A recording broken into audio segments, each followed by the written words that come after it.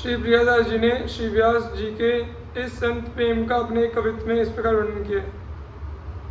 सुता को विवाह भयो बड़ो उत्साह कियो, नाना पकवान सब नीके बनी आए हैं। भक्तनी की सुधि करी खरी अरे बरी मती, भावना करत भोग सुखद लगाए हैं। आए गए साधु सो बुलाए कहीं पावे जाए, ओटनी बधाए चाहे कुंजनी पठाए हैं। बंसी पहिराई द्विज भक्ति ले दृढ़ाई, संत संपुट में चिरैया दे हित सो बसाए हैं। एक बार शरद पूर्णिमा की प्रकाश में रात्रि के समय श्री प्रिया प्रीतम ने रास रचाया। नृत्य के प्रसंग में जब श्री प्रिया जी ने भावावेश में आकर गति ली तो रास मंडल में मानो बिजली सी चमक गई तथा रास मंडल में परम शोभा छा गई। तब तक श्री प्रिया जी के पांव का नुपुर टूट गया, उसके घुंघरू बिखर गए। वह यह देखकर रसिकों का मन बेचैन हो गया, परंतु उसी क्षण श्री व्यास जी ने नुपुर को पुनः पूर्वत होकर बड़ी सावधानी पूर्वक श्री प्रिया जी के श्री चरणों में बांध दिया, जिससे कि नृत्य में कोई भी व्यवधान नहीं आने पाया। श्री व्यास जी का यह कार्य सबके मन को अत्यंत भाया।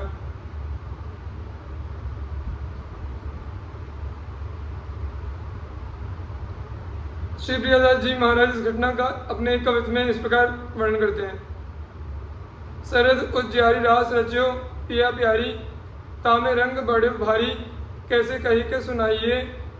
प्रिया अति गति लई बिजुरी सी कौंधी गई, चक चौंधी भई छवि मंडल में छाइए। नूपुर सो टूटी छूटी पर्यो अरे भर्यो मन, तोरी के जनेऊ कर्यो वाही भाती की भाइये।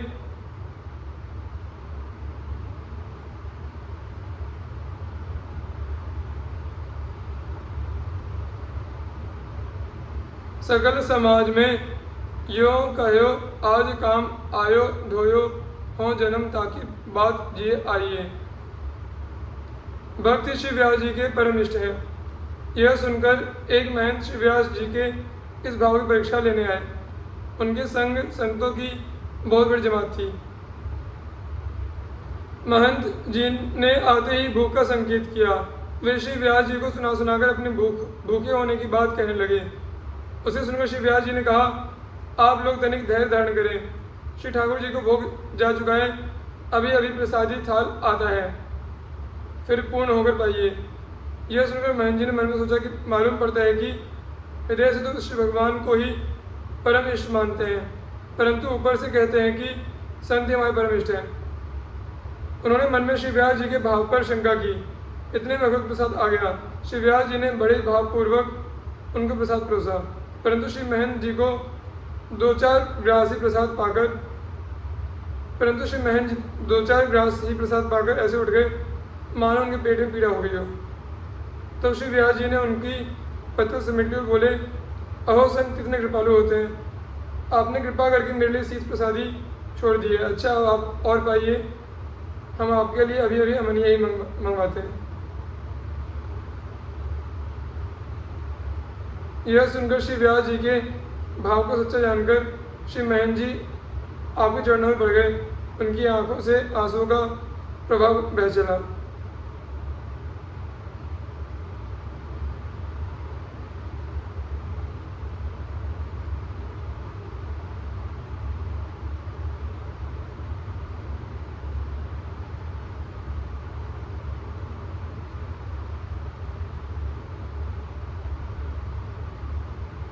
श्री व्यास जी की इस संत भगवंत निष्ठा का वर्णन श्री प्रियादास जी ने एक कवित्व में इस प्रकार किया है।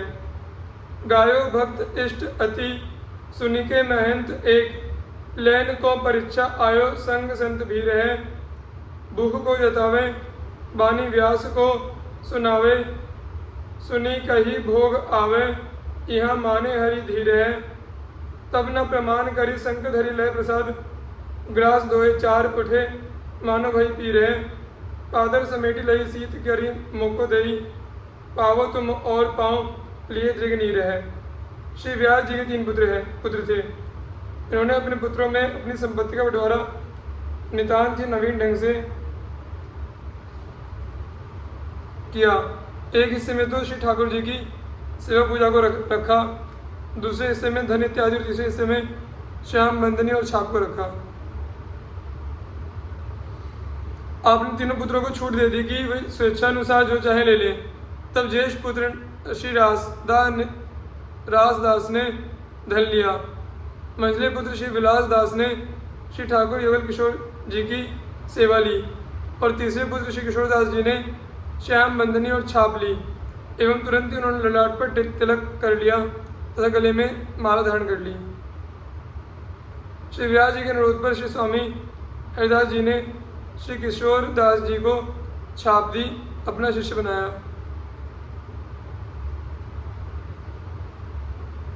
एक दिन श्री स्वामी जी के आदेश से श्री किशोर दास जी कुछ रात रहते श्री यमुना जी से जल लेने गए तो वहाँ उन्होंने श्री यमुना पुराण पर श्री प्रिया प्रीतम का दिव्य रास देखा। भाव की उमंग में श्री किशोर दास जी ने उस समय स्वरचित एक पद गाया जिसे ललिता आदि सखियों ने तत्काल सीख लिया और फिर जब भावना में स्वामी हरिदास जी रास क्रीड़ा का ध्यान कर रहे थे तो रास में वही पद श्री ललिता आदि सखियों को गाते हुए सुना जिसमें श्री स्वामी हरिदास जी का मन हर गया।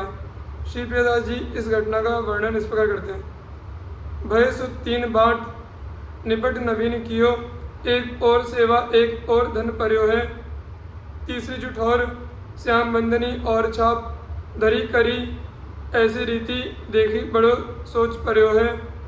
एक ने रुपया लिए एक ने किशोर झुको, श्री किशोर दास भाल तिलक ले करियो है। छापे दिए स्वामी हरिदास निसी रास, तीनों वही रास ललितादि गायो मन हरियो है। श्री जीव गोस्वामी जी। बेला भजन सुपक्व कषाय न कबहू लागी, वृंदावन दृढ़बास जुगल चरणनि अनुरागी। पोथी लेखन पान अघट अक्षर चित दीनो, सदग्रंथनि को सार सवे हस्तामल कीनो। संदेह ग्रंथि छेदन समर्थ, रस रास उपासक परम धीर।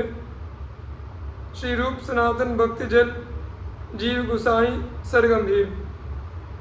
श्री रूप गोस्वामी जी एवं श्री सनातन गोस्वामी जी के भक्ति रूपी जल को धारण करने के लिए श्री जीव गोस्वामी जी गंभीर सरोवर के समान हुए। दृढ़ नियम पूर्वक भजन साधन ही इस सरोवर का सुदृढ़ तट है। इसमें कभी भी माइक विकार रूप कोई नहीं लगी। आपने अखंड वृंदावन वास किया।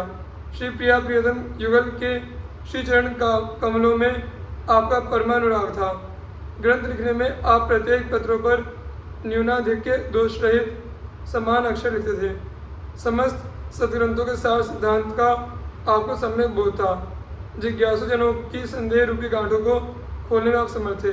आप परम समर्थ थे। राम रस अर्थात परमोज्वल श्रृंगार रस के आप उपासक थे तथा परम शांत दांत एवं विवेकवान थे।